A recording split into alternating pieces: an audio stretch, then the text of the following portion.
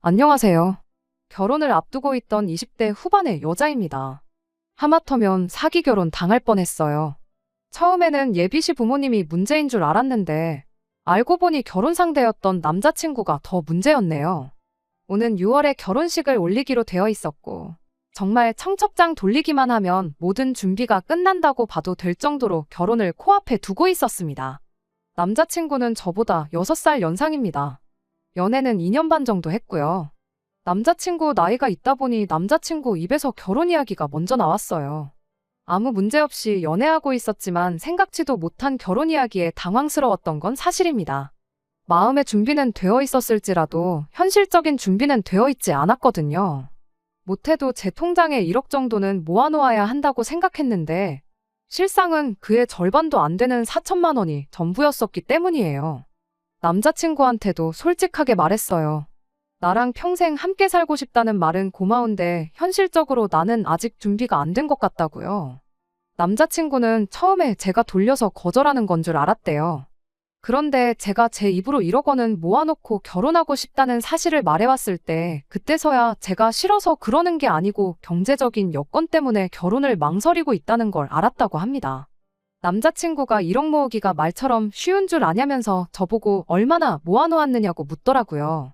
아직 반도 못 모았다고 하니 2천이냐, 3천이냐 하면서 제가 정확하게 얼마를 모았는지 떠보려고 하길래 오빠는 얼마나 모아놓았냐고 제가 먼저 물었습니다. 오빠가 말해주면 나도 말해주겠다고요. 남자친구는 끝까지 대답을 해주지 않았어요.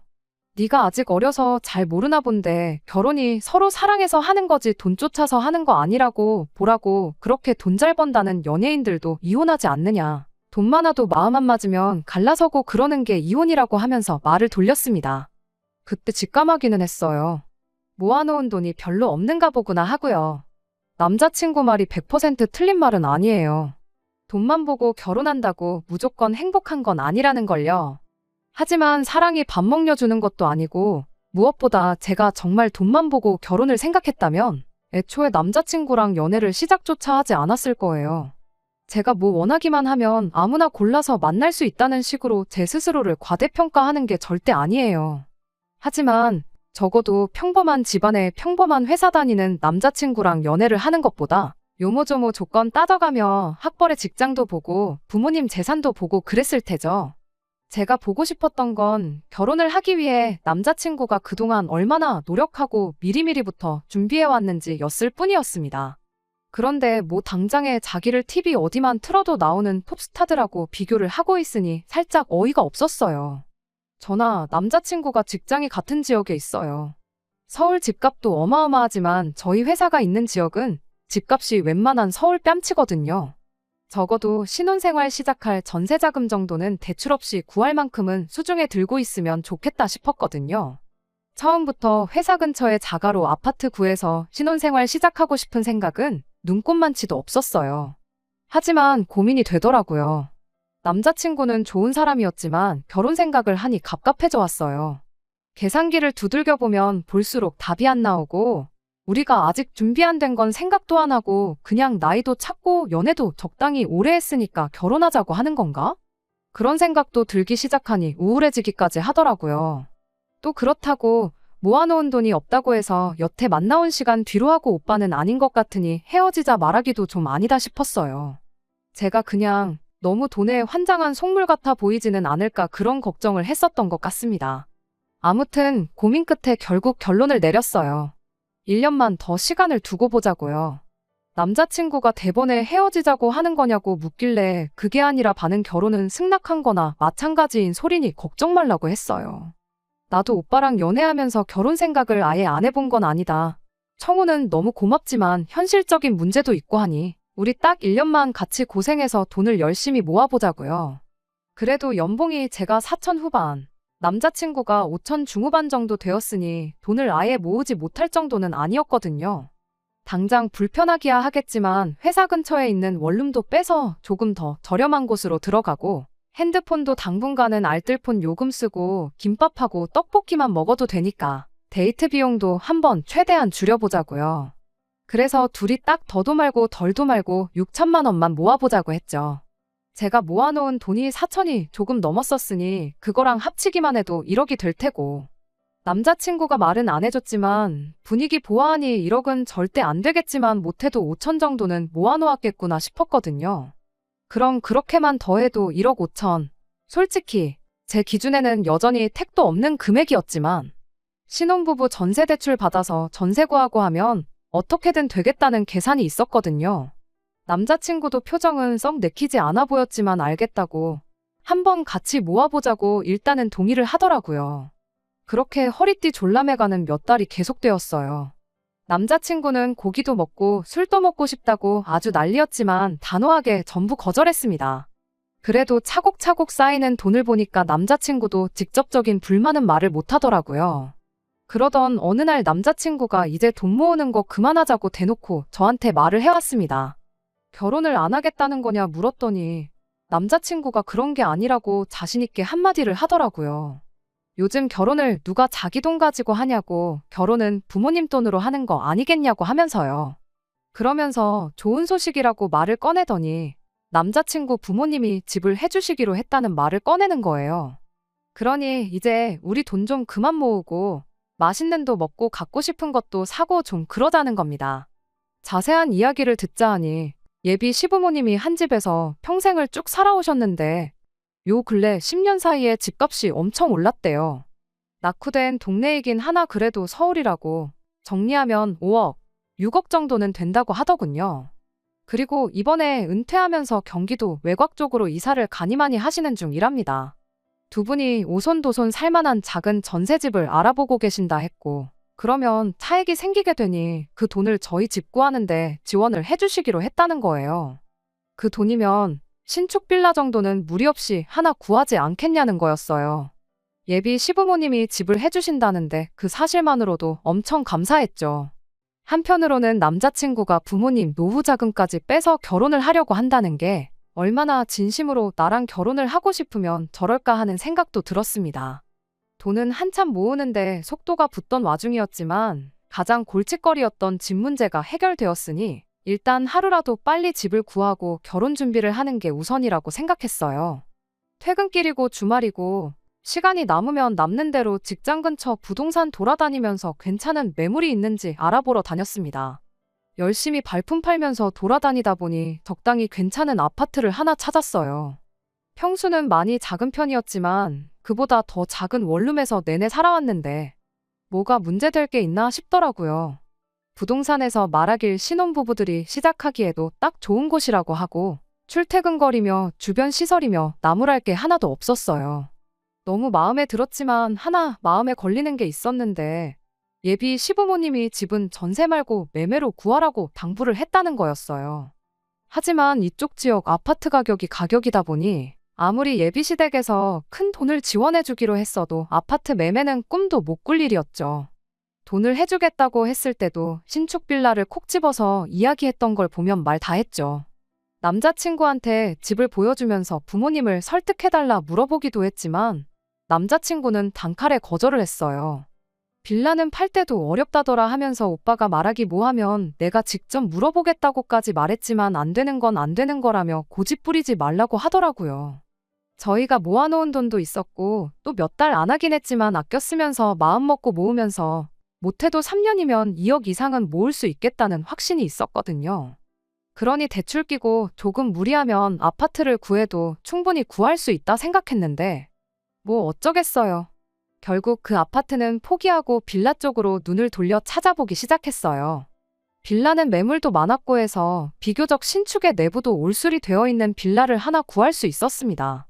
평수도 30평대로 크고 내부도 삐까번쩍해 보였지만 자꾸 그 아파트가 눈에 밟히는 건 어쩔 수 없더군요. 집은 남자친구 부모님 명의로 계약을 했어요. 몇 년 살다가 저희 이름으로 명의를 바꿔준다고 했거든요. 내 돈 한 푼 들어가는 거 없는데 공동명의에 안 해주냐고 따지고 싶은 마음도 없었고 오히려 그게 맞다는 생각이 들어서 저도 아무 불만은 없었습니다.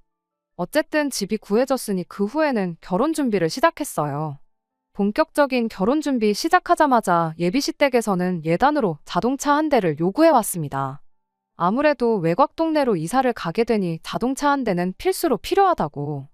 그런데 저희 집 해주는데 대부분의 돈을 사용했고 그렇다고 노후 자금 털어서 차를 구입하자니 괜히 그랬다가 나중에 저희한테 손 벌리는 상황이 생길 수도 있지 않겠냐고 그렇게 되는 건 원치 않는다고 하면서요. 저희 부모님께서도 집을 해주셨는데 당연히 그 정도는 하는 게 맞다고 하셨고 남자친구랑 제가 모아놓은 돈도 그대로 남아있는 상황에 신혼집에 혼수 채우고도 많이 남게 생겨서 요구하는 대로 국산 준중형 차 한 대를 뽑아드렸어요. 그 후에 예비 시부모님이 이사 준비를 하기 시작하셨죠. 주말이면 남자친구랑 찾아가 집 정리하는 거 도와주고 그랬어요. 이사 당일날은 저희가 휴가를 내서라도 짐 푸는 거 도와드리겠다고 했는데 요즘 업체에 맡기면 정리까지 다 해주고 간다고 필요 없다고 하길래 알겠다 했습니다. 사실 제가 간다고 뭐 그렇게 큰 도움이 되지 않을 거라는 건 저도 알고 있었기 때문이에요. 대신 이사 끝나고 나면 집 들일 때 제가 크게 한턱 쏘겠다고 약속을 했죠. 예비 시부모님 이사하는 날이 다가오던 어느 날 예비 시어머니한테서 아주 큰일이 났다고 전화가 왔어요. 지금 살고 있는 집을 빼줘야 하는데 새로 구한 집에 날짜를 맞춰서 바로 못 들어갈 상황이라고요. 무슨 일이냐 물으니 새 집에 잔금 처리하는데 무슨 문제가 생긴 것 같다며 이걸 어쩌냐며 난색을 표하시더라고요. 그때 마침 저희 신혼집이 생각이 났어요. 어차피 결혼식 올리기까지 시간이 많이 남아있던 상황이었고 저나 남자친구가 돈 모은다고 원룸을 옮겼었는데 그 원룸이 계약이 남아있어서 신혼집은 결혼식 올리고 나서 같이 들어가 살기로 했었거든요. 어차피 예비 시부모님 돈으로 해준 집이기도 하고 저희가 결혼식 올리기 전까지는 빈집이니까. 일단 그 집에 들어가 계시고 이사갈 집 문제를 해결하는 게 어떻겠냐고 제가 먼저 제안을 했죠. 처음엔 예비 시부모님은 그래도 어떻게 신혼집인데 당신들이 들어가 살겠냐며 거절하셨어요. 저는 바보같이 이게 처음부터 전부 짜여진 판이라는 건 생각도 못하고 예비 시부모님을 설득했죠. 집을 빼줘야 하는 상황에 어디 가 계실 곳도 없는 거 아니냐. 그냥 몸만 가시는 것도 아니고 짐도 있는데 남자친구 원룸에 들어가 계실 상황도 아니지 않느냐고요. 잔금 문제만 해결되면 이삿날이야 다시 정하면 되는 거 아니겠냐고. 이사 비용이 2배로 들긴 하겠지만 그게 뭐가 중요하냐고 했죠. 예비 시부모님은 마지못해 그럼 그렇게 해야겠다고 저한테 고맙다고 해줬습니다. 이제와 생각해보면 제가 먼저 신혼집 이야기를 꺼내지 않았다면 예비시댁이 되었든 남자친구가 되었든 일단 당분간 신혼집에 가 있는 걸로 하자고 했을 거예요. 이미 다 짜여진 판이었고 외통수나 마찬가지인 상황에 그 계략에 보기 좋게 당해버린 거예요. 그렇게 예비 시부모님이 신혼집에 이삿짐을 옮겨놓고 며칠이 지나서 다시 저에게 연락이 왔어요. 아무래도 사기를 당한 것 같다며 이거 계약금만 날리게 생겼다고 앓는 소리를 하더라고요. 그때는 저도 붕괴해서 뭐 그런 사기꾼들이 다 있냐고 제가 힘닿는 데까지 도와드리겠다고 했죠. 예비 시부모님도 경찰에 아는 사람도 있고 하니 일단 이 집에서 지내면서 알아봐야겠다고. 신혼집인데 먼저 짐 풀어서 미안하다고 하시는데 저는 또 속도 없이 괜찮다고 대답을 했네요. 아무튼 그렇게 예비 시부모님이 신혼집에 당신들 짐을 풀게 되었습니다. 그런데 그때로부터 한 달 정도 지났을 때부터 무언가 이상하다는 생각을 받았어요. 언제부터인가 예비 시부모님하고 통화를 할 때면 뭐 알아보고 있다고만 하지 진행 과정이 어떻게 된다는지 자세한 건 하나도 모르고 계시더라고요. 그 알고 지낸다는 경찰분이 해결사니까 그분이 알아서 해주실 거다 하면서 너무 마음 놓고 지내고 있는데 계약금이라고 해도 한 푼 두 푼이 아닌데 그 어떤 걱정거리 하나 없어 보이는 게 의아했습니다. 그 뒤로부터 저는 매 주말마다 상황이 어떻게 되고 있냐고 물어봤지만 역시나 돌아오는 대답은 그 경찰분이 알아보고 있다더라. 진척이 있으면 먼저 연락을 주지 않겠냐. 힘들게 일하는 사람 보채봤자 반발심만 사지. 이럴 때는 그냥 조용히 기다리고만 있는 게 맞는 거라면서요. 신혼집에 들어갈 저희 가정가구도 알아보고 해야 할 텐데 결혼식 날짜가 다가오면 다가올수록 속이 타는 건 저 혼자뿐이지. 큰 돈을 사기당했다는 예비 시부모님도 신혼집에 저랑 같이 살림 차릴 남자친구도 그 누구도 급해 보이는 게 없었습니다. 혼자 마음 따라봤자 해결될 게 없으니 어떻게 저라도 나서서 해결을 봐야지 싶어서 아예 제가 신혼집으로 찾아갔어요. 예비 시부모님이 들어가 살기 시작한 이후로 한 번도 다녀가지 않았는데 들어가 보니 아주 제대로 짐을 풀어놓으셨더라고요. 며칠을 지내더라도 냉장고나 TV, 침대같이 생활하는데 꼭 필요한 살림들 가지고는 이런 말 하기 좀 그런데 아주 신발장에 신발부터 찬장에 그릇까지 싹 다 정리를 해놓고 살고 계셨어요. 심지어 소파랑 커피 테이블은 아예 새로 구매를 하셨나 보더라고요. 예고 없는 제 방문에 연락도 없이 무슨 일이냐고 당황하시더라고요. 제가 긴히 말씀드릴 게 있다고 하니 제 의도를 눈치챈 건지 남자친구도 집으로 부르더군요. 우리 아들 오면 그때 같이 이야기하자고 일단 저한테 차 한 잔 내주시고 소파에서 기다리고 있으라고만 하셨습니다. 남자친구 없어도 충분히 할 수 있는 이야기인데 기어이 남자친구를 부르겠다니 그때부터 무언가 안 좋은 촉이 들기 시작했어요. 곧이어 남자친구가 집에 도착했고 어렵게 이야기를 꺼냈는데 그때 곧바로 본색을 드러내더군요. 너네한테 집 구해주려다가 팔자에도 없는 사기도 다 당해보고 요즘 심적으로 너무 힘들고 지쳐서 새로 집을 알아보고 싶은 생각이 없다더니 마침 집도 넓은데 그냥 이 집에서 다 같이 지내는 게 어떻겠냐고 대놓고 통보를 하더군요. 빈방도 많은데 놀려서 뭐하냐고 일단 한번 같이 살아보잡니다. 평생 같이 살자는 건 아니고 당신들도 이 사건이 어느 정도 정리되고 하면 그땐 이사를 나갈 테니 절대 합가하자고 하는 소리가 아니라는데 솔직히 이 상황에 그 말을 누가 믿겠어요. 시간이 해결해 줄 거라며 느긋하게 있을 때부터 어느 정도 안 좋은 예감이 들긴 했는데 이 정도일 줄은 상상도 못했죠. 뭐라고 확답은 못 드리고 집에서 나와 근처에 있는 카페로 향했어요. 남자친구랑 단둘이 이야기 좀 나눌 계획이었죠. 그런데 이게 예비 시부모님 두 분의 계획이 아니라 남자친구도 같이 세운 작전이었다는 걸 눈치채게 되었습니다. 대뜸 진명의 이야기부터 꺼내더라고요. 사실 따지고 보면 집도 우리 부모님 이름으로 되어 있는데 우리가 나서서 나가라 마라 할 수도 없는 노릇이지 않느냐고요. 그리고 생각해보면 우리한테 이득이라는 거예요. 일단 부모님이 살림살이 쓰던 거 다 가져왔고 필요한 건 전부 새 걸로 구입하셨으니 우리 혼수 비용을 아낄 수 있다는 거죠. 우리 대신 엄마가 집안일도 해주실 테고 나중에 아이까지 생기면 애들도 맡길 수 있는 거 아니냐고. 그냥 우리는 하던 대로 맞벌이 하면서 돈이나 모으고 있으면 되는 거 아니겠냐는 겁니다. 아무리 생각해도 우리가 이득 보는 것밖에 없지 않냐고 저를 살살 꼬드기는데 그때 확신했던 것 같아요. 애초에 처음부터 집 사주는 이야기는 없었고 돈 때문에 제가 결혼을 망설인다니 아예 부모님 합가시켜서 같이 살게 할 생각으로 예비 시어머니는 물론이고 남자친구까지 같이 판을 짜놓았었다는 걸 말이죠. 눈에는 눈, 이에는 이라고 저도 남자친구 한 번 떠봤어요.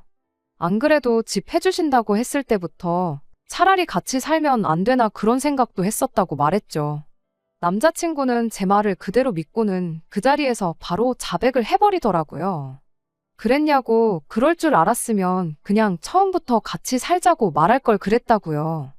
보통 부모님 모시고 살자고 하면 다들 싫어하니까 괜히 거절당하는 것보다 자연스럽게 합가할 상황을 만드는 게 좋겠다 싶어서 이렇게 연기까지 한 거라고 혼자 신이 나서 떠드는데 그 웃고 있는 면상에 그대로 마시고 있던 아메리카노를 잔째로 뿌려버렸습니다.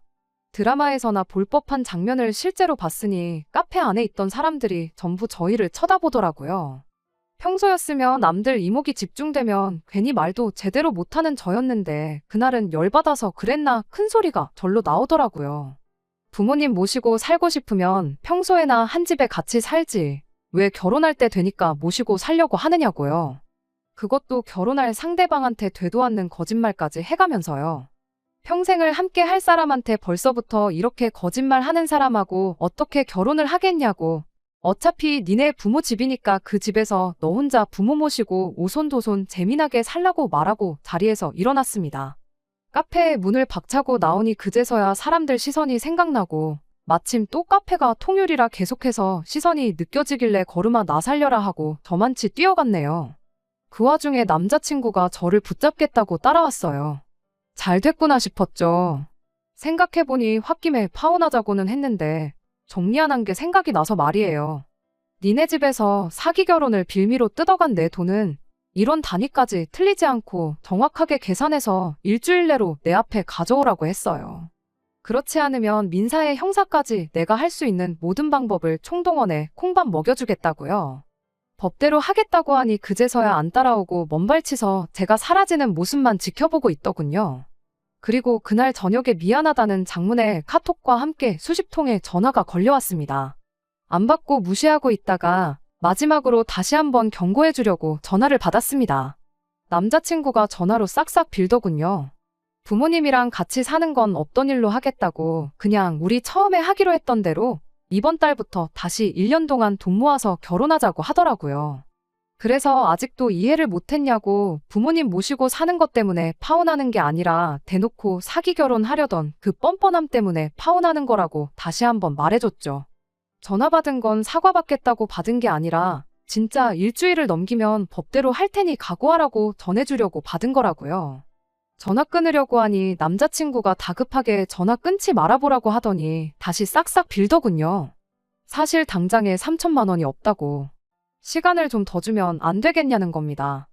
애초에 남자친구는 저한테 결혼 이야기 처음 꺼냈을 때부터 모아놓은 돈이 한 푼도 없었던 거예요. 그 말 들으니 진짜로 파혼하길 잘했다는 생각뿐이었습니다. 시간을 더 줄 생각은 없다고 딱 잘라 말해줬죠. 일단 남자친구 집에서 집 해준다고 말하기 전에 둘이서 아껴가며 모은 돈 중 남자친구 몫이 2천만 원 정도 있었다는 건 알고 있었거든요. 그 이후로 얼마나 썼는지는 모르겠지만 일단 그거 전부 다 받고 자동차는 할부 없이 산 거니까 중고차로 팔던지 해서 돈 만들어 오면 되는 거 아니겠냐고 했죠.